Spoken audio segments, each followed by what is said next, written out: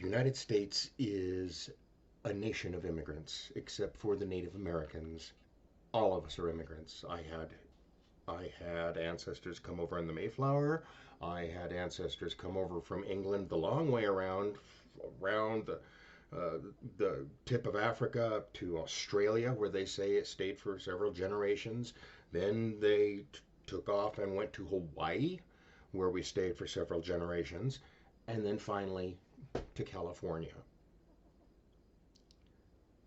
This does not mean that the United States is not allowed to have definite borders that we can defend, like every other nation on the planet. That American exceptionalism doesn't work that way. Um, we have got to be able to defend our borders. Right now, the borders are wide open, and Biden is doing absolutely nothing about it.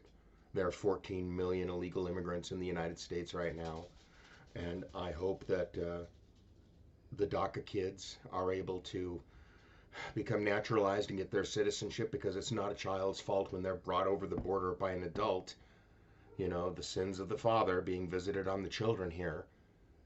And these are kids who have grown up in the United States who only know this. This is their only home. They would be aliens in Mexico. Um, a note, just a side note here, you can actually graduate from high school in the United States and not speak any English. I think that's wrong.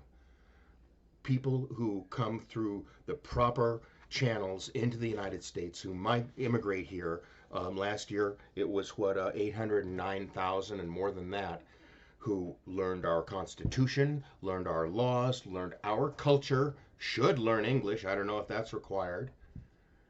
And pass a test showing that they understand all these things. And then they take an oath of allegiance, which may not mean a lot to some people, but it does to me. They take an oath of allegiance to the United States to become United States citizens. People who are here illegally, they are not Americans.